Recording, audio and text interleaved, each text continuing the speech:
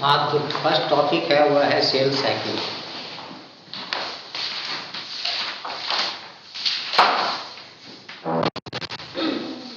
Cell cycle, all the events, जितने भी events हैं माइटोसिस के प्लस इंटरफेज, वो सारा का सारा कंस्टिट्यूट करता है cell cycle.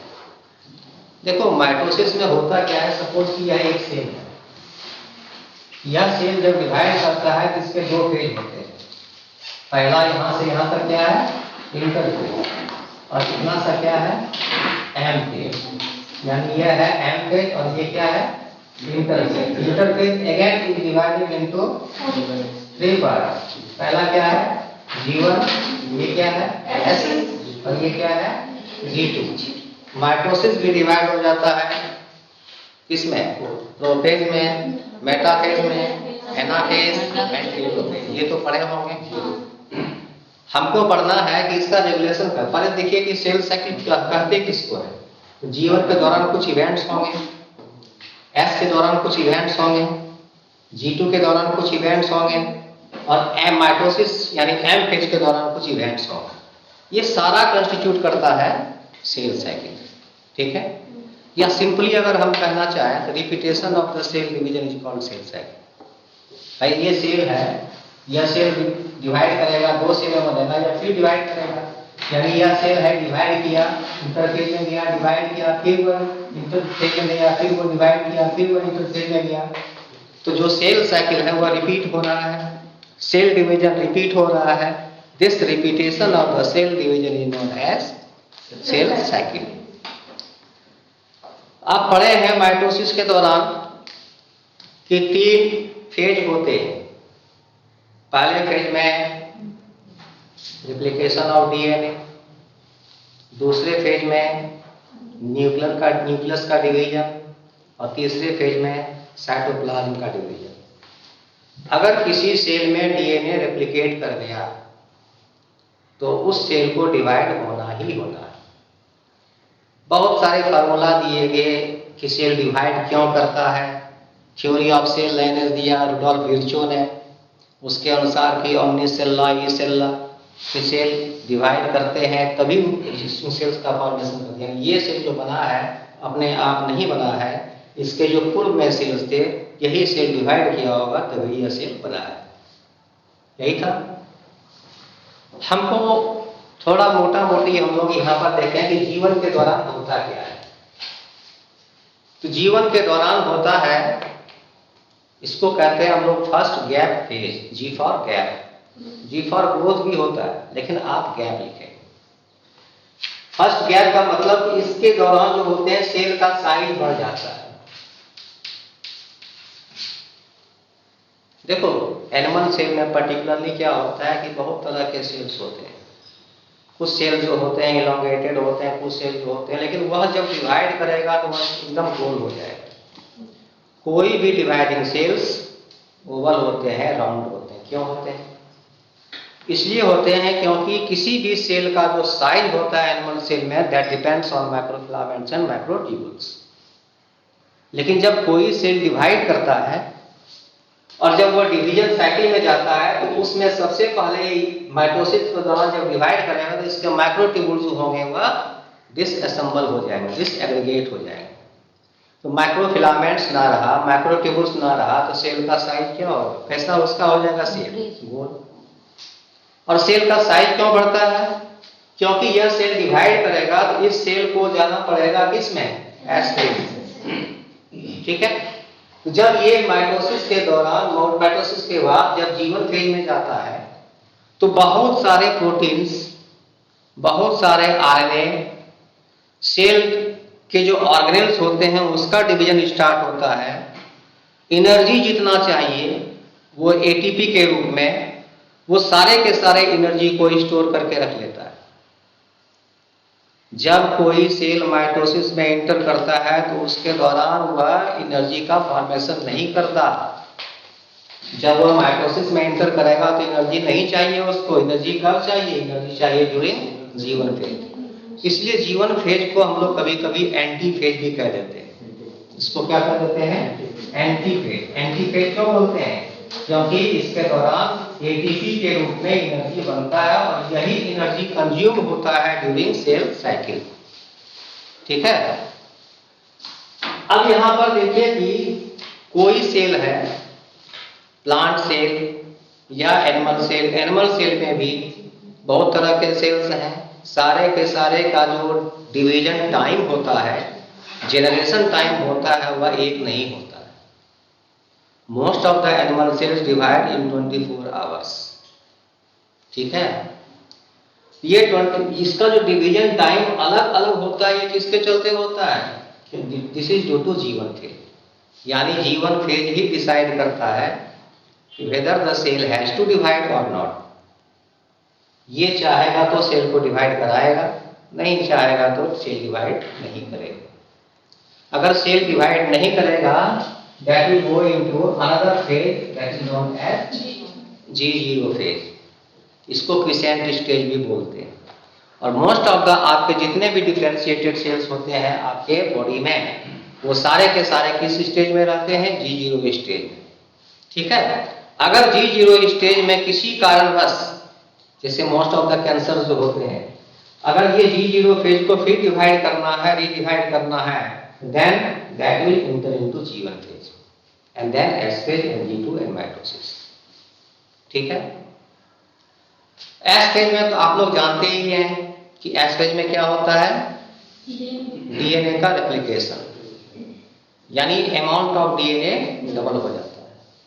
You must remember, chromosome double नहीं होते, क्रोमोसोम की संख्या उतनी ही रहती है। आपके बॉडी में कितने क्रोमोसोम्स हैं? 23 पेयर्स या 46। तो ऐसा नहीं होता है कि एस फेज में क्रोमोसोम की संख्या 92 हो गई, नहीं। 92 क्रोमेटिड्स होंगे, एक क्रोमोसोम में 2 क्रोमेटिड्स होंगे, है ना, लेकिन क्रोमोसोम का डबलिंग नहीं होता। हाँ, देन क्या होता है? ये 2C से 4C में कन्वर्ट होते हैं। ये 2C क्या है? C क्या है? C क्या है? C नो, C वैल्यू होता है। हमारे बॉडी में न्यूक्लियस में, सेल्स के न्यूक्लियस में जो डीएनए होते हैं, उस डीएनए में कितने amount of DNA, how much amount of DNA is present in the nucleus, amount of DNA is called C value, है ना। तो ये सी वैल्यू, चूंकि मैंने क्या बताया कि एस फेज में अमाउंट ऑफ डीएनए डबल हो गया, तो पहले हमारे बॉडी, चूंकि हम लोग डिप्लॉयड हैं, तो पहले हमारे बॉडी में कितने थे? 2C थे, और वह किसमें कन्वर्ट हो गया? 4C में। ठीक है, तो हमारे बॉडी का जो डीएनए है वह डबल हो जाते हैं ड्यूरिंग सेल साइकिल। किस फेज में? S phase. रेप्लिकेशन हमको यहाँ पर नहीं पढ़ना है ना, वो अलग टॉपिक है, बस यहाँ याद पढ़ो। G2 में क्या होता है कि G2 अब पूरा फिर सेल का ग्रोथ होता है, थोड़ा सा साइज में बढ़ता है। जो सेंट्रोसोम डिवाइड कर रहा था G1 फेज में, वह डिवाइड होकर के तैयार होता है, क्योंकि इसी सेंट्रोसोम को स्पिंडल फाइबर्स का फॉर्मेशन करना है। एक चीज और, स्पिंडल फाइबर का फॉर्मेशन सेंट्रियोल नहीं करता, ये याद रखिएगा। सेंट्रियोल के बीच का जो पार्ट होता है, वहीं पर स्पिंडल फाइबर्स का फॉर्मेशन होता है। स्पिंडल फाइबर्स का फॉर्मेशन माइक्रोट्यूब्यूल्स करते हैं। ठीक है, खैर, उसके बाद यह प्रोफेज में इंटर करेगा। प्रोफेज में आप लोग जानते ही हैं कि कंडेंसेशन स्टार्ट हो जाता है, क्रोमोसोम का कंडेंसेशन स्टार्ट होता है, न्यूक्लियर मेम्ब्रेन जो होते हैं डिसअपीयर हो जाते हैं, जो सेंट्रोसोम होते हैं वह पोल पर चले जाते हैं, और उसके बीच में स्पिंडल फाइबर्स का फॉर्मेशन हो जाता है। ठीक है, और उसके बाद फिर मेटाफेज आता है, जिसके दौरान के सारे क्रोमोसोम जो होते हैं स्पिंडल फाइबर से अटैच होकर के सेंटर ऑफ द सेल में चले जाते हैं और एक प्लेट नुमा स्ट्रक्चर का फॉर्मेशन करते हैं, जिसको बोलते हैं हम लोग मेटाफेजिक प्लेट। और मेटाफेजिक प्लेट बनने के बाद जो एनाफेज स्टेज में होता है, क्या होता है? क्रोमोसोम जो होते हैं मूव कर जाते हैं, मूव करके दोनों पोल पर चले जाते हैं। वहां पर फिर रिवर्स ऑफ प्रोफेज होता है, यानी इसको बोलते हैं टीलोफेज। टीलोफेज के दौरान जो होते हैं न्यूक्लियर मेम्ब्रेन अपीयर हो जाते हैं, और बीच में साइटोकाइनेसिस होता है और एक सेल दो सेल में डिवाइड हो जाती है। यही पढ़ते हैं हम लोग। ये पूरा जो इवेंट्स है, इस इवेंट्स को रेगुलेट कौन करता है? यहां पर देखिए, रेगुलेट करने वाले एक प्रोटीन होता है, इसका नाम है सैक्लिन। सैक्लिन, ठीक है, हमको पढ़ना है रेगुलेशन ऑफ सेल साइकिल। तो सैक्लिन जो होते हैं, यह एक तरह का प्रोटीन है और ये कई तरह के होते हैं, करीब 20 टाइप्स ऑफ सैक्लिन्स आर प्रेजेंट। लेकिन सबके बारे में हम लोग नहीं पढ़ेंगे यहाँ पर, हम लोग पढ़ेंगे 3-4 सैक्लिन के बारे में, ठीक है।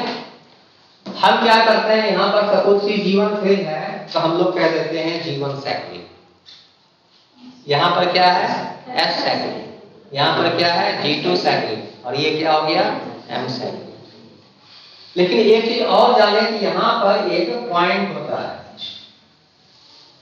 इस पॉइंट पर भी एक सैक्लिन काम करता है, जिसको बोलते हैं हम लोग, इसको बोलते हैं क्या, G1 S सैक्लिन।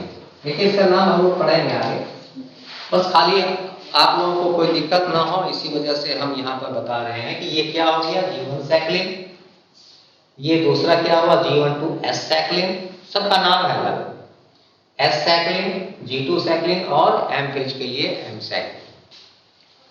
लेकिन सैक्लिन जो है वह रेगुलेशन का काम करता है, इसमें कोई काइनेज एक्टिविटी नहीं है। तो ये दूसरा जो प्रोटीन है वह है CDK, इसका क्या नाम है, सैक्लिन डिपेंडेंट काइनेज। काइनेज है, काइनेज जहां भी होगा उसका काम होगा फास्फोराइलेट करना। फास्फोराइलेशन के लिए क्या चाहिए उसको, एटीपी चाहिए ही चाहिए। जहां कहीं भी आप काइनेज के बारे में, इवन ग्लाइकोलाइसिस में भी आप पढ़ोगे काइनेज है, इसका मतलब कि वहां पर फास्फोराइलेशन वो कर रहा है, ठीक है। अब ये सैक्लिन है, सपोज कि यह सैक्लिन है और यह CDK है। जब सैक्लिन CDK के साथ मिलेगा तभी यह पूरा कॉम्प्लेक्स एक्टिव होगा, नहीं तो इनएक्टिव है। CDK प्रेजेंट रहता है सेल में, कांस्टेंट लेवल में प्रेजेंट रहता है। यहाँ जो ये जो सेल है, सपोज कि यह सेल है, इस सेल में CDK प्रेजेंट रहते हैं कांस्टेंट लेवल में, मतलब इसका ये ना घटता है इसका कंसंट्रेशन, ना ही बढ़ता है। लेकिन सैक्लिन जो होते हैं, इस सैक्लिन का लेवल घटता बढ़ता है ना। यानी किसी में ये सैक्लिन प्रेजेंट होगा ज्यादा, दूसरे में दूसरा सैक्लिन प्रेजेंट होगा, तीसरे में तीसरा सैक्लिन प्रेजेंट होगा, समझ आ गया। ये सैक्लिन जो होते हैं, इसका कंसंट्रेशन जो होता है बढ़ते रहता है और घटते रहता है। कैसे घटता है, बढ़ तो गया इसीलिए क्योंकि उसका सिंथेसिस हो गया, घटता कैसे। तो आप लोग पढ़े होंगे प्रोटीन का टर्नओवर, आप लोग पढ़े होंगे कि हमारे सेल में जो प्रोटीन होते हैं वो डिग्रेड होते हैं एक स्ट्रक्चर से। What is the name of the structure, proteasome, ठीक है, उसको क्या बोलते हैं, प्रोटियोसोम। और प्रोटियोसोम का काम होता है प्रोटीन को टर्नओवर कराना, यानी प्रोटीन का अगर काम हो गया तो उसको हटाओ, नहीं काम आए तो सिंथेसिस करके उसको फिर कंसंट्रेशन उसका बढ़ाओ। तो ये समझ में आ गया ना कि सैक्लिन जो होते हैं यह रेगुलेटरी है प्रोटीन। यह सैक्लिन CDK प्रोटीन को रेगुलेट करता है ना। कैसे रेगुलेट करता है, इंडिपेंडेंटली CDK काम नहीं करता है, काइनेज तो है, काइनेज एक्टिविटी है, लेकिन यह काम नहीं करता है। कैसे काम करेगा, यह तब काम करेगा जब इसके साथ सैक्लिन मिल जाएंगे, तब ये फास्फोराइलेशन की क्षमता इसमें आ जाएगी, ठीक है। तो यहां पर देखिए कौन कौन से सैक्लिन है। तो G1 सैक्लिन तो मैंने बताया, लेकिन एक्चुअली में यहां पर होते हैं सैक्लिन D, ये याद रखना है, सैक्लिन D। और इसका CDK होता है CDK 4 और 6, गुड, क्लियर, ये याद रखिएगा। अभी हम बताएंगे आसानी से याद करने के लिए। G1 S सैक्लिन जो होते हैं इसको क्या बोलते हैं हम लोग, बोलिए। साइक्लिन ई और CDK 2। एस साइक्लिन को क्या बोलते हैं? साइक्लिन ए और CDK 2 और जीवन को साइक्लिन बी CDK 1। ठीक है, समझ में आया? यानी साइक्लिन यहाँ पर हम लोग कितने तरह के पढ़ रहे हैं? 4 तरह के। 4 तरह के, इसी 4 के बारे में पढ़ेंगे। CDK कितने तरह के पढ़ रहे हैं? ये भी पढ़ रहे हैं 4 तरह के। यही पूरे सेल साइकिल को रेगुलेट करता है। तो कैसे क्या क्या होता है, कौन कौन से इवेंट्स होते हैं, क्या क्या होता है उसके दौरान देखिए पहले कि सेल साइकिल के जो सेल जब इंटर करता है सेल डिवीजन में तो चेक पॉइंट्स होते हैं कुछ। क्या होते हैं? Checkpoints. पहला जो चेक पॉइंट है वह है यहाँ पर G1 to S के बीच में। इसको बोलते हैं हम लोग रेस्ट्रिक्शन पॉइंट। ये क्या कहलाता है? रेस्ट्रिक्शन पॉइंट या स्टार्ट साइट। Restriction point. अगर सेल G1 फेज में है तब तो अभी डिवाइड करेगा या ना डिवाइड करेगा वो डिसाइड करेगा। लेकिन अगर वो सेल यहां पर चला गया यानी रेस्ट्रिक्शन पॉइंट को पार कर गया तो सेल S फेज में इंटर करेगा और S फेज में जब इंटर करेगा तो रेप्लिकेशन होगा। रेप्लिकेशन होगा तो डबल अमाउंट हो जाएगा और वो डिवाइड करेगा ही करेगा। तब उसको डिवीजन से कोई नहीं रोक सकता। क्लियर? अब यहां पर देखिए, इसको याद करने के लिए देखिए यहां से S से शुरू कीजिए। A B C तो होता नहीं है, D E। ठीक है, यहां से याद करिए। यहां पर क्या है? A, उसके बाद B, उसके बाद C होता नहीं है, D और उसके बाद E। और अगर याद करना होगा CDK को तो S से ही 2 1 1 4 या 6 2। अगर याद करना चाहते हैं तो इस प्रोसेस से आप याद कर सकते हैं CDK या साइकिल के।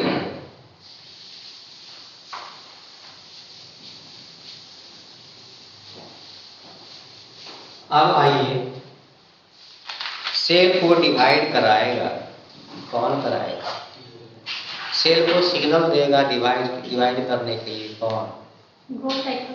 बोलिए। Growth factor, epidermal growth factor, platelet derived growth factor. या जब सेल को कल्चर करते हैं हम लोग ना तो उसमें इंसुलिन डालते हैं तो वह भी सेल डिवीजन को इंश्योर कराता है। बहरहाल ये ग्रोथ फैक्टर जो होते हैं ये सेल है, इसके रिसेप्टर कहां पर मौजूद होंगे? इसके रिसेप्टर मौजूद होंगे कहां पर? सेल सरफेस पर, प्लाज्मा मेम्ब्रेन के आउटर सरफेस पर। क्लियर? ये रिसेप्टर है उसके।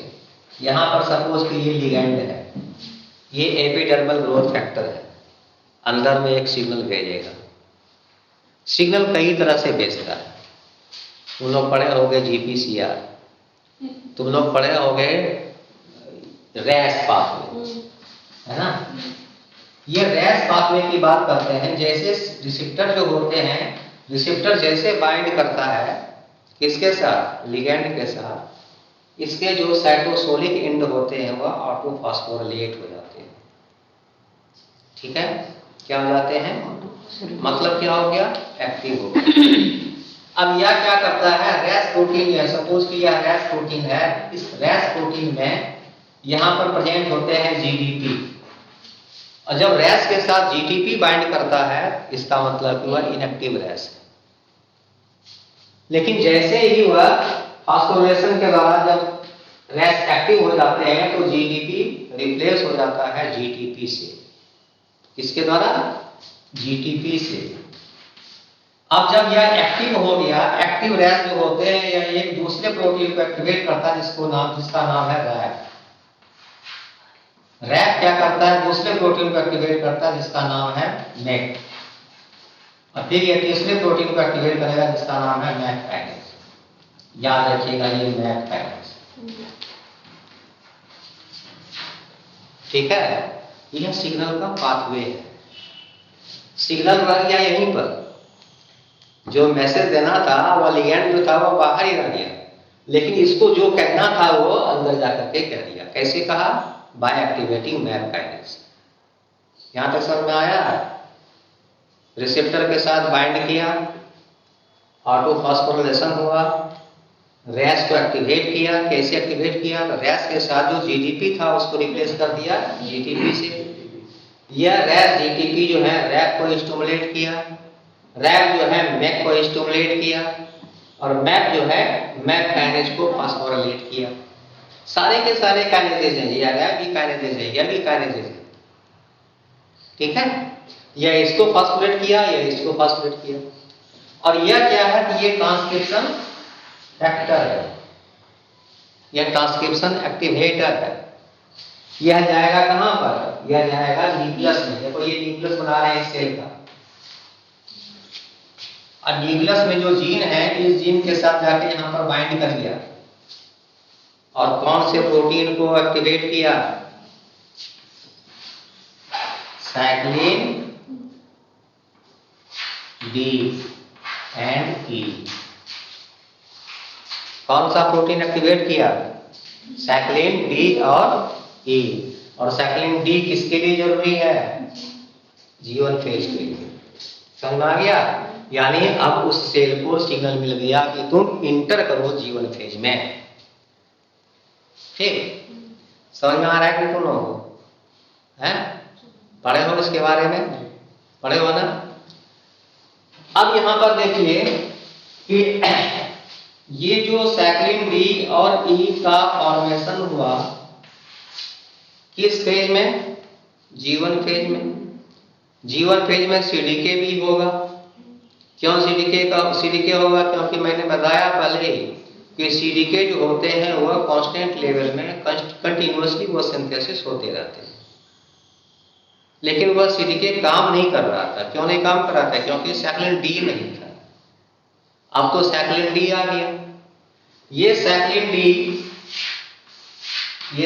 डी और ये सीडीके 4, ये दोनों कॉम्प्लेक्स का फॉर्मेशन किया। ठीक है, अब यह क्या करेगा? तो देखो, एक प्रोटीन होता है जिसका नाम है RB, PRB, protein RB, retinoblastoma. यह एक प्रोटीन है, इसके जीन में अगर म्यूटेशन हो जाए तो छोटे बच्चे जो होते हैं उसमें कैंसर रेटिना हो जाता है, उसके रेटिना में कैंसर हो जाता है। ठीक है, लेकिन यहां पर इसका क्या रोल है? यहां पर देखिए, ये जो आरबी प्रोटीन है, यह आरबी प्रोटीन E2F क्या है?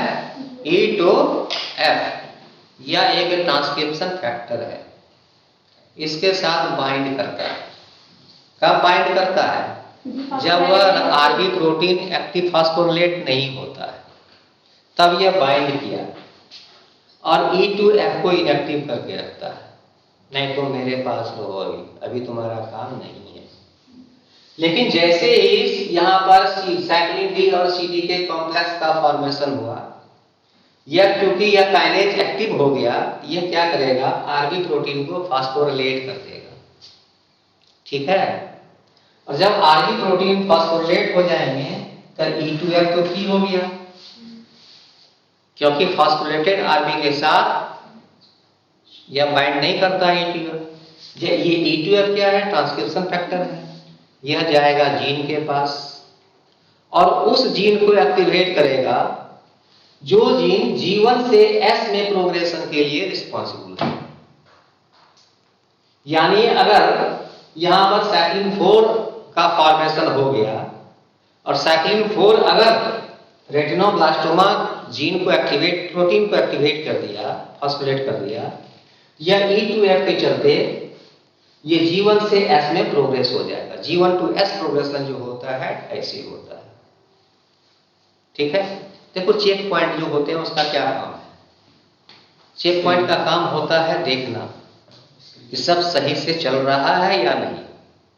पहला चेक पॉइंट तो यहीं पर है, यह देख रहा है कि सारे के सारे आरएनए का सिंथेसिस हुआ, प्रोटीन का सिंथेसिस हुआ, एंटीफेज यानी एटीपीज का एटीपी का सिंथेसिस हुआ नहीं, सेल डिवाइड कर रही नहीं है, क्रोमोसोम में कहीं कोई डिफेक्ट तो नहीं है। ठीक है, यहां तक समझने में किसी को दिक्कत है बताओ, फिर से बता दे, उतना टाइम नहीं है। आप देखिए कि जीवन से एस में प्रोग्रेस तो कर गया, कब प्रोग्रेस नहीं करेगा? जब से कि क्रोमोसोम डैमेज हो, डीएनए डैमेज होगा। क्योंकि डैमेज अगर कोई सेल है, सेल के डीएनए डैमेज है, तो वो बाद में चल करके हो सकता है कि वह विएबल ना हो, वह और भी हजारस इफेक्ट दे।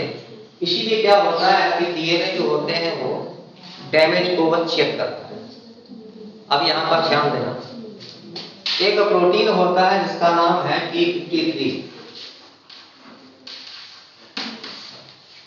रेटिनोब्लास्टोमा जो होते हैं उसके जो वो जो उसके जीन प्रेजेंट होते हैं क्रोमोसोम 13 पर, लेकिन इसके जो जीन होते हैं क्रोमोसोम 17 पर प्रेजेंट होते हैं।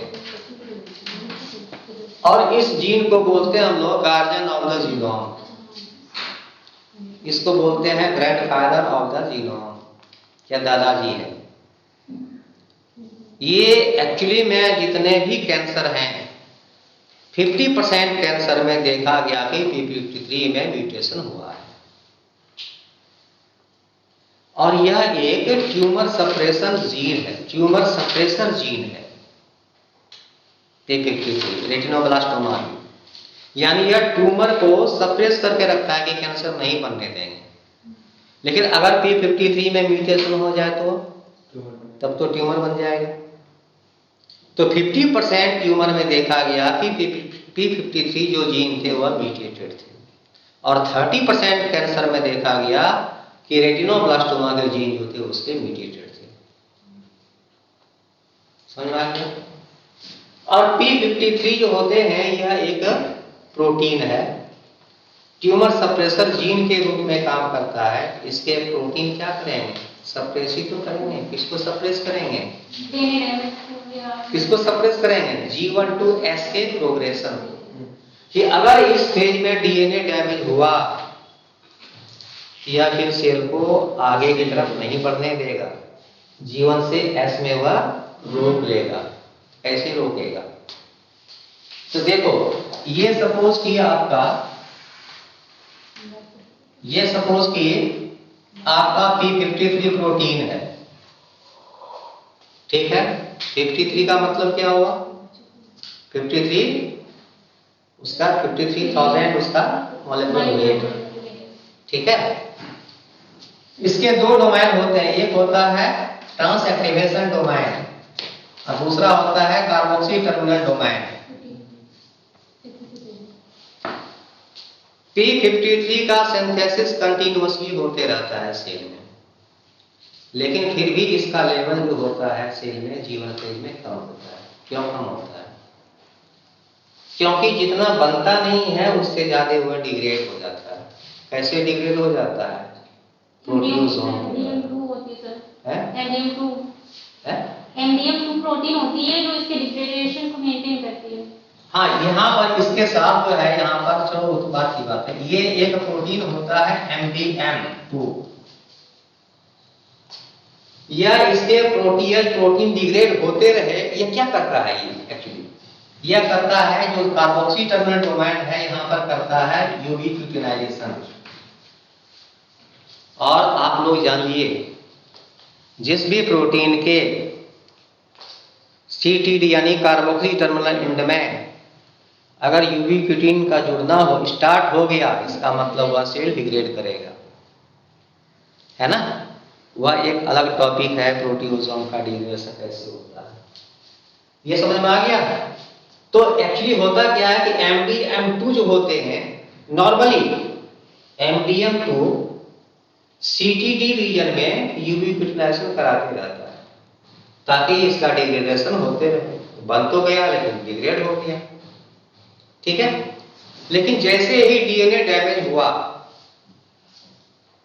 चाहे वह सिंगल स्टैंडर्ड ब्रेक हो, चाहे वह डबल स्टैंडर्ड ब्रेक हो।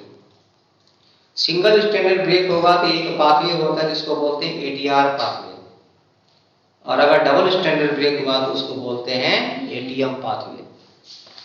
ये पाथवे एक्टिवेट हो गया क्योंकि उसको या तो रिपेयर करना है या सेल को एपोप्टोसिस में लाना है, वह फेट पर डिपेंड करता है कि उस सेल का क्या होगा। बहरहाल जैसे ही MDM2 इसके साथ बाइंड किया हुआ, जैसे डीएनए डैमेज हुआ और दोनों पाथवे एक्टिवेट हुए, ये MDM2 जो होंगे वहां से हट जाएंगे, तब इसका डिग्रेडेशन होगा? नहीं होगा। जब ये नहीं होगा तो ये फास्फोलेट होकर के चले जाते हैं कहां पर? जीन पर। ये जीन है, सपोज कि ये जीन पर चले गए यहां, ये P53 आ गया यहां पर जीन पर, चूंकि यह भी एक ट्रांसक्रिप्शन फैक्टर है। और एक दूसरे जीन को एक्टिवेट किया जिसका नाम है P21। क्या नाम है? P21। देखो ये सब क्रियाएं कब हो रही हैं? ये तब हो रही हैं जबकि डीएनए डैमेज हो रहा है ना? डीएनए डैमेज किस तरह का होगा? सिंगल स्टैंडर्ड या डबल स्टैंडर्ड। चाहे सिंगल स्टैंडर्ड डीएनए डैमेज हो, चाहे डबल स्टैंडर्ड डीएनए डैमेज हो, उस डीएनए डैमेज सेल को G1 से S में नहीं भेजेगा। कैसे नहीं भेजेगा? ये साइक्लिन CD और CD4, साइक्लिन B और CD4 कॉम्प्लेक्स यहाँ फाल्तू हो गया, लेकिन इसके बनने से इसको अगर रोक दें तो इसको रोकने का काम करता है, इसके साथ जुड़ जाते हैं दूसरा प्रोटीन जिसका नाम है P21, और जैसे P21 इसके साथ जुड़ा वह इनएक्टिव हो गया, और जब इनएक्टिव हुआ तो फिर वो G1 से S में प्रोग्रेस नहीं करेगा। समझे?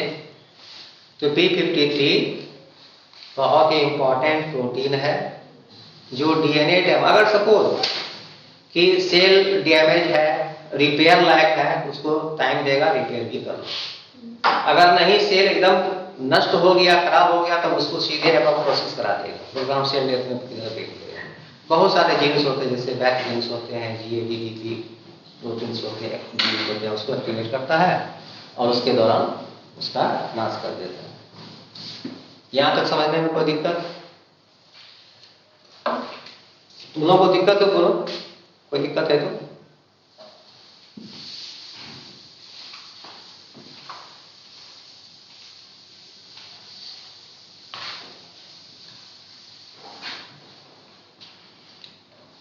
G1 से S में इंटर कर गया।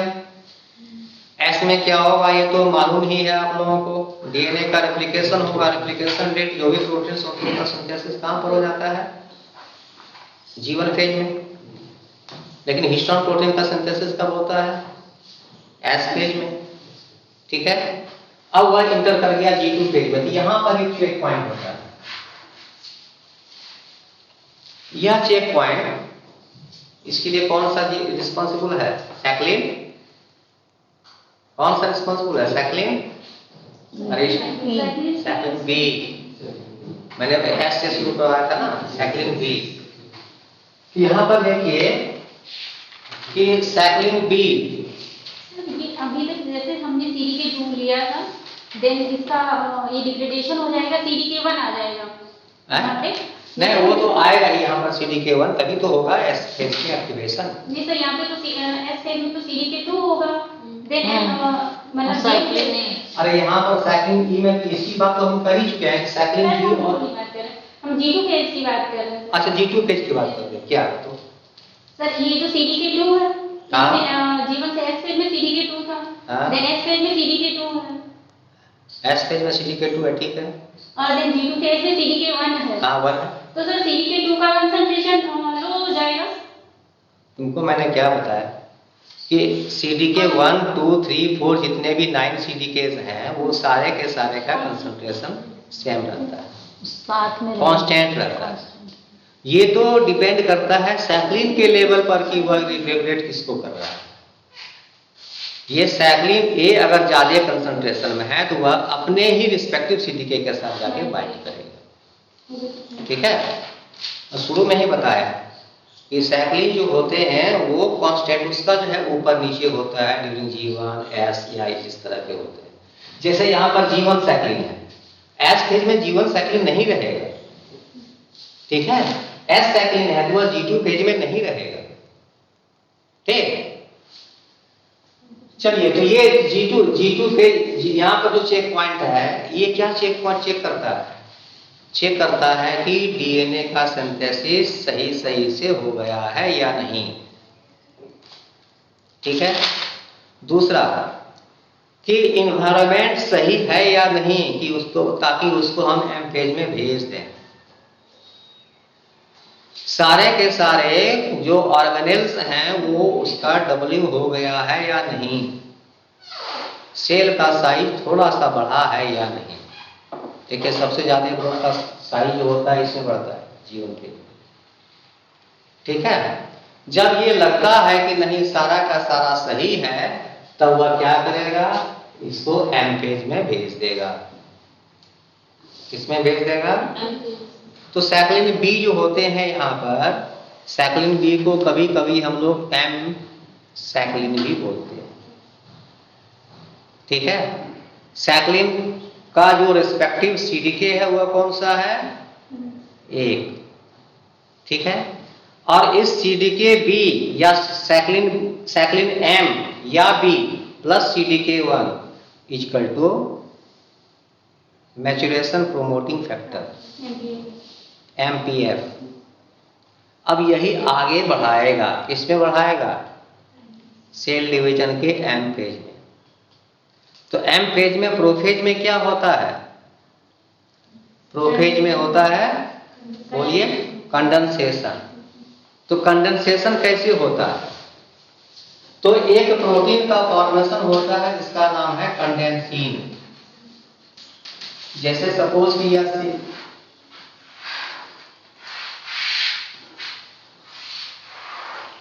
यह क्रोमोसोम है, यह क्रोमोसोम जब मेटाफेज में इंटर करेगा, प्रोफेज से मेटाफेज में इंटर करेगा, तो वह लीस्ट पॉइंट होते हैं, सबसे ज्यादा कंडेंस्ड होते हैं। तो कहता है यह क्रोमोसोम किसके चलते कंडेंस्ड होता है? यहां पर एक प्रोटीन होता है जिसको बोलते हैं कंडेंसिन प्रोटीन। समझ में आ गया? लेकिन यहां पर एक चीज और याद रखिएगा कि क्रोमोसोम के 2 क्रोमैटिड्स तो हैं, लेकिन ये दोनों क्रोमैटिड्स एक दूसरे से अटैच्ड हैं, ठीक है।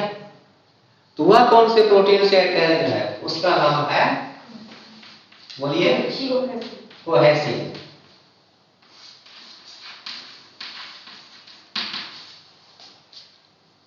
किस स्टेज में? प्रोफेज स्टेज में। यही मेटाफेज में इंटर करेगा। तो मेटाफेज में जब इंटर करेगा तो यह सबसे पहले एमपीएम ये देखेगा कि वो सारे के सारे क्रोमोसोम्स जो हैं वह अलाइंड विद द काइनेटोकोर है कि नहीं। काइनेटोकोर क्या है? सेंट्रोमियर के ऊपर में दोनों तरफ, जैसे इधर की तरफ भी एक सेंट्रोमियर की तरफ से लेटरल डिस्क लाइक स्ट्रक्चर बनेगा, इधर की तरफ भी बनेगा एक lateral disc like structure over the centromere is known as kinetochore, and it is the kinetochore जिसके साथ के स्पिंडल फाइबर्स अटैच होते हैं। मेटाफेज प्रोमोटिंग फैक्टर वो देखता है कि जो स्पिंडल फाइबर्स हैं, धागा है, उसमें टेंस है कि नहीं, टेंशन है कि नहीं, ढीला तो नहीं है। ये सारा इन्वायरमेंट जब देख लेता है तब उसको क्या करेगा, वो मेटाफेज से एनाफेज में भेज देगा, ठीक है। जब मेटाफेज से एनाफेज में भेजेगा तो सपोज कि इधर भी जुड़ा हुआ है स्पिंडल फाइबर्स, इधर भी स्पिंडल फाइबर्स जुड़े हुए हैं, लेकिन क्रोमोसोम तो एक दूसरे से अटैच्ड है। किससे अटैच्ड है? कोहेसिन से। दोनों तरफ तो खींच नहीं पाएगा। तो एक्चुअली होता क्या है, एक प्रोटीन होता है जिसका नाम है सेपरेज। सेपरेज क्या है? एंजाइम है। इस सेपरेज जो होते हैं इस कोहेसिन प्रोटीन को डिस्ट्रॉय कर देता है, ठीक है। और जब सेपरेन कोहेसिन प्रोटीन को डिस्ट्रॉय कर देता है तो ये दोनों क्रोमैटिड्स अलग हो गए। अब इसको आप इजीली खींच सकता है स्पिंडल फाइबर्स दोनों तरफ, ठीक है। तब एक बात दिमाग में आनी चाहिए कि सेपरेज पहले क्यों नहीं काम कर रहा था।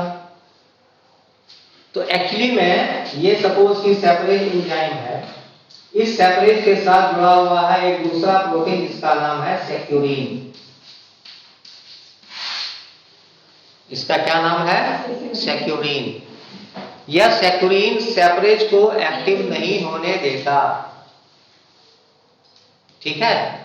लेकिन जैसे एम फेज खत्म हुआ, अब एम फेज से वह मेटा फेज से जब वह एनाफेज में जाएगा तो उसके दौरान क्या होगा कि सेक्यूरिन प्रोटीन का डिग्रेडेशन हो जाएगा। कैसे डिग्रेडेशन होगा? एनाफेज प्रमोटिंग कॉम्प्लेक्स होता है ना, वो क्या करता है? वो क्या करता है? ये नहीं, एक यहाँ पर देखो APC और C, यह भी एक यूबीक्यूटिन लाइगेज है। E3 यूबीक्यूटिन E3 लाइगेज है। यानी ये क्या करेगा, एक तरह से प्रोटियोसोम के रूप में काम कर रहा है। यह प्रोटियोसोम क्या करेगा, इस सेक्यूरिन प्रोटीन को तोड़ देगा।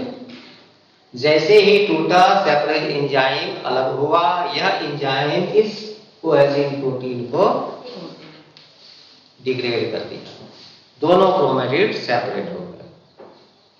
समझ में आ गया? नहीं? अब थोड़ा सा ये देखिए कि M जो साइक्लिन है, M साइक्लिन CDK कॉम्प्लेक्स, इसका एक्टिवेशन कैसे होता है? थोड़ा सा टिपिकल है। ये सपोज कि CDK है, इसके साथ साइक्लिन जुड़ गया, साइक्लिन CDK कॉम्प्लेक्स बन गया, लेकिन यह एक्टिव नहीं है, ठीक है। इसका एक्टिवेशन कैसे होगा? इसका एक्टिवेशन होगा, सबसे पहले एक प्रोटीन है V1, ठीक है। ये क्या करता है, 15th पोजीशन यानी CDK के 15th पोजीशन पर जो 15th एमिनो एसिड है वहां पर एक फॉस्फेट ग्रुप जुड़ जाता है। This is called inhibitory phosphate, यानी और इनहिबिट कर दिया उसको। एक तो इनएक्टिव था ही, फॉस्फोरिलेशन करके और इनहिबिट कर दिया। लेकिन दूसरा एक है जिसको बोलते हैं CAK, CDK एक्टिवेटिंग काइनेज। यह क्या करता है कि यहां पर जो 161 है पोजीशन, जो 161 फर्स्ट जो एमिनो एसिड्स हैं वहां पर फॉस्फोरिलेशन कर देता है। ये कहलाता है एक्टिवेटिंग फॉस्फेट, ठीक है। समझ आ गया? यानी CDK का अगर 15th पोजीशन पर फॉस्फोरिलेशन हो जाए, फॉस्फोरिलेशन किस एमिनो एसिड का होता है? यहाँ पर टायरोसिन होता है, यहाँ पर थ्रियोनिन होता है। अगर टायरोसिन का फॉस्फोरिलेशन हो जाएगा तो इलेक्ट्रिक हो गया 15th पोजीशन पर। यहाँ पर हो गया तो यह एक्टिवेशन है फॉस्फेट, लेकिन चूंकि यहाँ पर इनहिबिटरी है, यहाँ पर एक्टिवेटरी है, फिर भी यह इनएक्टिव ही रहता है। तब एक क्या करेगा, यहाँ पर एक प्रोटीन होता है जिसका नाम है CPC25, यह एक तरह से फॉस्फेटेज है। यह फॉस्फेटेज क्या करेगा, इस फॉस्फेट को रिमूव करेगा।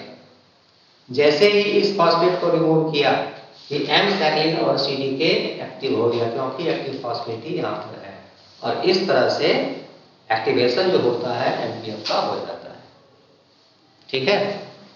कोई प्रॉब्लम नहीं ना? कोई प्रॉब्लम है तो पूछिए। अच्छा, समय है, इसको फिर कर सकते हैं। बंद हो गया क्या? नहीं चल रहा। हाँ तो हो रही है। अच्छा चलिए ठीक है। तो बंद करना है क्या सर? नहीं, बंद नहीं करना, आगे पढ़ाना हाँ, है, नहीं। दूसरा टॉपिक पढ़ाना है, इसलिए तो इतना जल्दी में थोड़े होता है। वो तो मैं करना। चलो यहाँ पर मोटा मोटी तुम लोगों को समझ में आ गया कि नहीं, यस सर। कि कैसे होता है सेल साइकिल का रेगुलेशन कैसे होता है। G1 से S फेज में कैसे जाता है, S से फिर वो G2 फेज में कैसे जाता है, G2 फेज से वह M फेज में कैसे होता जाता है और क्या क्या होते हैं। एक और इवेंट्स होता है प्रोफेज में, उसको भी इसके बारे में भी थोड़ा सा डिस्कस कर लें। ये सपोज कि यहाँ पर है, यहाँ पर ये दूसरा इसका न्यूक्लियस है, तो प्रोफेज में हम लोग पढ़ते हैं कि न्यूक्लियर मेम्ब्रेन जो होते हैं वह डिसअपियर हो जाते हैं। तो डिसअपियर कैसे हो जाते हैं, तो देखो ये जो न्यूक्लियर मेम्ब्रेन है, इस न्यूक्लियर मेम्ब्रेन, ये न्यूक्लियर मेम्ब्रेन है, तो न्यूक्लियर मेम्ब्रेन तो डबल मेम्ब्रेन स्ट्रक्चर है, न्यूक्लियर इन्वेलर डबल मेम्ब्रेन स्ट्रक्चर है। तो इसके इनर मेम्ब्रेन जो होते हैं, यहाँ पर एक नेटवर्क होते हैं, नेटवर्क ऑफ प्रोटीन्स होते हैं। इस प्रोटीन का नाम है लेमिन, और ये होते हैं लेमिन ए, लेमिन बी, लेमिन सी। 3 तरह के प्रोटीन होते हैं जो एक नेटवर्क का फॉर्मेशन करता है, और वही नेटवर्क जो होते हैं इनर न्यूक्लियर मेम्ब्रेन को सपोर्ट करता है। ठीक है, लेकिन एक्चुअली में एमपीएफ का जब एक्टिवेशन होता है तो वह क्या करता है, सीडीके लेमिन ए और बी को फॉस्फोरिलेट कर देता है। जैसे ही फॉस्फोरिलेट हुआ वो दोनों अलग हो गया। जैसे ही दोनों अलग हो गया, सी भी अलग हो गया, कि न्यूक्लियर मेम्ब्रेन जो होंगे वो उसमें अब स्टेबिलिटी तो रही नहीं, वह छोटे छोटे वेजिकल्स के रूप में कन्वर्ट हो जाते हैं।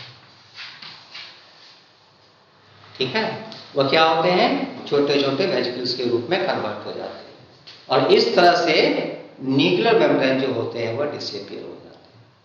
फिर जब टेलोफेज आएगा, तो टेलोफेज के दौरान क्या होगा, टेलोफेज के दौरान क्या होता है, प्रोफेज का जस्ट रिवर्स है। प्रोफेज में जो हो रहा था जस्ट उसका उल्टा, तो रीअपियर हो जाए। अच्छा, एक चीज और बताइए कि जो न्यूक्लियोलस होते हैं वो कैसे डिसअपियर हो जाते हैं, न्यूक्लियोलस जो होता है वो कैसे डिसअपियर हो जाते हैं, कोई बताओ। न्यूक्लियोलस होता है ना, प्रोफेज में हम लोग पढ़ते हैं ना कि न्यूक्लियोलस डिसअपियर्स, वो क्या होता है, नहीं तो देखो, ये सपोज कि क्रोमोसोम है, क्रोमोसोम का स्ट्रक्चर पढ़े हो, इस कंस्ट्रक्शन को या स्ट्रक्चर को क्या बोलते हैं, centromere. This is also known as primary construction. ये जरूरी है क्रोमोसोम में, नहीं रहेगा तो फिर वो इनएक्टिव होगा, तो मेटाबॉलिकली इनएक्टिव होगा, उसको खा पका जाएगा। किसी किसी क्रोमोसोम में इसके बाद भी एक कंस्ट्रक्शन होता है जिसको बोलते हैं हम लोग सेकेंडरी कंस्ट्रक्शन। क्या बोलते हैं उसको, सेकेंडरी कंस्ट्रक्शन। और सेकेंडरी कंस्ट्रक्शन के पास ही न्यूक्लियोलस होता है। न्यूक्लियोलस कहां पर होता है, सेकेंडरी कंस्ट्रक्शन के पास। क्यों, क्योंकि सेकेंडरी कंस्ट्रक्शन में एक रीजन होता है, इसका नाम है न्यूक्लियोलर ऑर्गेनाइजिंग रीजन। वहां पर के डीएनए को बोलते हैं राइबोसोमल डीएनए। ये सेकेंडरी कंस्ट्रक्शन, ये जो स्ट्रक्चर तुम न्यूक्लियोलस में आप लोग देखते हो, ये स्ट्रक्चर कि वो उस स्ट्रक्चर को घेरे हुआ है, एक्चुअली वह कौन घेरा है, डीएनए प्लस प्रोटीन। कौन घेरा है, डीएनए प्लस प्रोटीन। और वह डीएनए किसका पार्ट है, इस क्रोमोसोम का पार्ट। सेल डिवीजन के दौरान क्या होगा, ये कंडेंस होते हैं। जब कंडेंस होगा तो ये भी तो कंडेंस होंगे। ये क्या होते हैं, ये पूरा खींचा जाता है, इसमें चला जाता है। कहाँ चला जाता है, अपने क्रोमोसोम, जहां से उनकी एक्सटेंड हुआ था वहीं पर चला जाता है। ये तो रहा नहीं स्ट्रक्चर। जब ये स्ट्रक्चर रहा नहीं तो फिर न्यूक्लियस कहाँ रहा, समझे, समझ में आ गया। तो ये है, this is all about cell cycle regulation. अब आइए stem cell.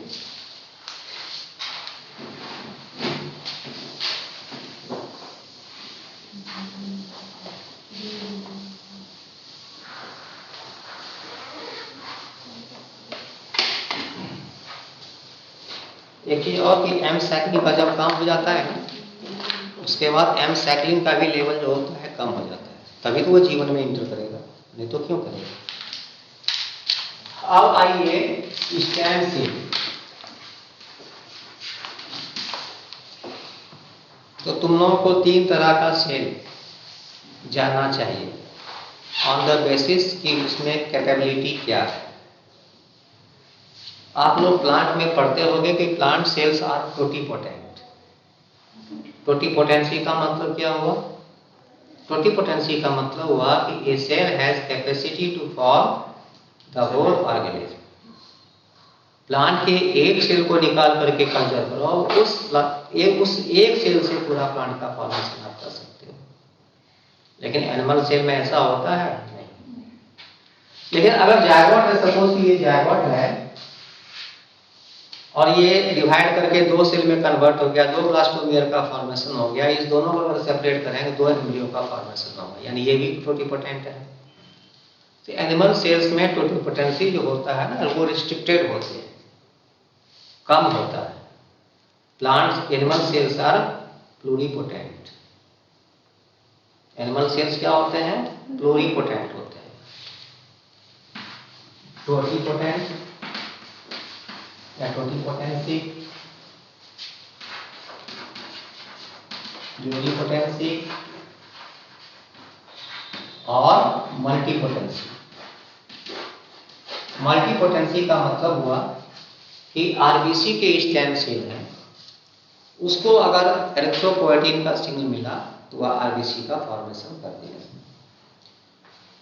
Stem cells and regenerative medicine आजकल कहलाता है स्टेम सेल थेरेपी। एक नया ब्रांच ऑफ मेडिसिन है। चाइना में तो कुछ नहीं, चाइना में बड़ा आसानी से हो जाता है। इंजेक्शन में लिया, स्टेम सेल्स इंजेक्ट कर दिया, वो चला गया अपने यहाँ। एक्सपेरिमेंट करते रहता है वो। वहाँ के सारे आदमी जो है ना, वो गिनिया पीग सब अपने में करते रहता है। रोगी का क्या होगा नहीं होगा उससे कोई मतलब नहीं उसको। बहरहाल अपने यहाँ भी स्टेम सेल्स का डेवलपमेंट बहुत हुआ है। अभी स्टेम सेल्स बैंक बने हैं, मालूम है ना, बॉम्बे में शायद है, बॉम्बे में है स्टेम सेल्स बैंक बने हैं। जैसे कोई न्यू कपल है, वह अगर उसको बच्चा हुआ है, वह अगर चाहता है कि हम स्टेम सेल्स को जमा करके रखें, तो वह जमा करके रख सकता है। उसका बजाते एक सर्टिफिकेट होता है, वो सर्टिफिकेट देता है, और जब बच्चे को चाहिए उस समय वह उसका स्टेम सेल मिल जाता है। तो स्टेम सेल जो होते हैं अनडिफरेंशिएटेड सेल होते हैं, that can be converted into any type of cells, that depends on signal. जैसे सपोज कि यह स्टेम सेल है, अगर इस स्टेम सेल को एरिथ्रोपोएटिन दे दें, एरिथ्रोपोएटिन डाल दें इसके चारों तरफ में, तो it will develop into erythrocytes, RBC. लेकिन अगर इसको हम न्यूरोट्रोपिन डाल दें तो ये डेवलप कर जाएगा नर्व सेल। तो उसको वो अनडिफरेंशिएटेड है, उसको तो जिस तरह का सिग्नल मिलेगा उसी सेल में वो डिफरेंशिएट हो जाएगा। अम्बिलिकल कॉर्ड है, बहुत ही कॉमन सोर्स है। अदरवाइज जो जर्म सेल होते हैं, कहाँ के जर्म सेल? जो एम्ब्रियो होता है जायगोट डिवाइड करता है, जायगोट डिवाइड करने के बाद फिर जो मल्टीसेलर मोरला स्टेज में आता है, तो वहाँ पर जो नॉब होते हैं, टर्मिनल नॉब होता है, वहाँ पर के सेल्स को निकाल करके स्टेम सेल के रूप में रखा जाता है। लेकिन इसको अभी परमिट नहीं किया है। परमिट इसीलिए नहीं किया है क्योंकि जो जर्म सेल होते हैं, जो उस तरह के जो सेल होते हैं, वह एम्ब्रियो से रिलेटेड है, तो एम्ब्रियो को मारना पड़ेगा, इसलिए उसको अभी तक परमिट नहीं किया है। तो जो most common source of stem cell है वह है अम्बिलिकल कॉर्ड सेल। ठीक है। अब कैसे बनाते हैं, कैसे हम जानेंगे कि यह स्टेम सेल है? तो जो HSC haemopoietic stem cell, haemopoietic stem cell यह यूज किया जाता है for treatment of thalassaemia, anaemia, leukaemia, एक तरह का ब्लड कैंसर है। इसमें ल्यूकेमिया का सबसे मेन जो ड्रॉबैक है वो क्या है, इसमें बोन मैरो ट्रांसप्लांट ही किया जाता है, लेकिन आजकल बोन मैरो ट्रांसप्लांट नहीं किया जाता है, आजकल स्टेम सेल थेरेपी दी जाती है। तो सबसे पहले क्या करते हैं, हीमोपोएटिक स्टेम सेल्स के रूप में हम इसको आइसोलेट करेंगे। तो कैसे आइसोलेट करेंगे, तो सपोज कि किसी कोई पर्सन जो है ल्यूकेमिया से पीड़ित है, तो ल्यूकेमिया कहाँ बनेगा, WBC कहाँ बनता है, बोन मैरो में। बोन में। तो सबसे पहले उसको कीमोथेरेपी के पहले ही, रेडिएशन के पहले ही कुछ सेल्स को निकाल लिया जाता है ताकि वह स्टेम सेल्स के रूप में काम करेगा। फिर जब उसको केमिकल ट्रीटमेंट दिया जाता है तो वो सारे के सारे बोन मैरो के स्टेम सेल्स भी मर जाते हैं, लेकिन चूंकि हम पहले निकाल लिए थे इसलिए कोई बात नहीं, ठीक है। अब वह जो स्टेम सेल्स कहलाया HSC, हीमोपोएटिक स्टेम सेल्स, कैसे निकाला, तो एक्चुअली में इसके ऊपर में एक प्रोटीन होता है जिसका नाम है CD34। CD का फुल फॉर्म क्या हुआ, क्लस्टर ऑफ डिजिग्नेशन, है ना, क्लस्टर ऑफ डिजिग्नेशन या क्लस्टर डिफरेंशिएशन, ये सरफेस मार्कर ही कहलाता है। इसी से हम पहचानेंगे कि अगर इसका एंटीबॉडी तैयार कर लें और एंटीबॉडी को डाल दें हम ग्रुप ऑफ सेल्स में, तो वह एंटीबॉडी जिस सेल के साथ इंटरेक्ट करेगा इसका मतलब वही सेल स्टेम सेल है। तो स्टेम सेल्स को निकाल लिए, स्टेम सेल्स को कल्चर किए, और कल्चर करने के बाद फिर हम सीधे ब्लड में इंजेक्ट कर देते हैं। वो ऐसा नहीं होता है कि वह रास्ते में ही मर जाएगा, वो अपने आप रास्ता ढूंढ लेता है और जहां पर कि बोन मैरो है वो बोन मैरो में जाकर के बैठ जाता है। तो बहुत सारे ऐसे आजकल एस्पेक्ट आ रहे हैं कि हम स्टेम सेल से हम कार्डियक जो डिजीज है उसको ठीक कर दें, जो न्यूरल डिजीज होते हैं जैसे कि अल्जाइमर्स डिजीज या पार्किंसंस डिजीज, इसको ट्रीट कर सकते हैं, है ना। तो बहुत सारे इसके एस्पेक्ट्स हैं हीमोपोएटिक स्टेम सेल्स के या अदर स्टेम सेल्स के। तो अदर स्टेम सेल जो होते हैं डिफरेंट, आजकल तो पहले हम लोग जानते कहते थे कि ब्रेन जो होते हैं ना, ये ब्रेन, इसके जो नर्व होते हैं ना, वो नर्व सेल एक दफे डिजेनरेट हो गया तो पैदा नहीं लेता, लेकिन नर्व सेल के भी स्टेम सेल्स हैं। और उस स्टेम सेल्स को कल्चर करके उस तरह का सिग्नल दे करके हम ब्लड में इंजेक्ट कर देते हैं, वो जाता है, अल्जाइमर्स डिजीज ठीक हो जाता है, पार्किंसंस डिजीज ठीक होता है। लेकिन ये अर्ली स्टेज में ये मत समझना सब ठीक ही हो जाएगा, ठीक है। तो ये होता है स्टेम सेल। बस खत्म। तुम लोग थक गए ना? नहीं, कुछ पूछना है तो पूछ लीजिए। कहाँ से करेंगे बंद?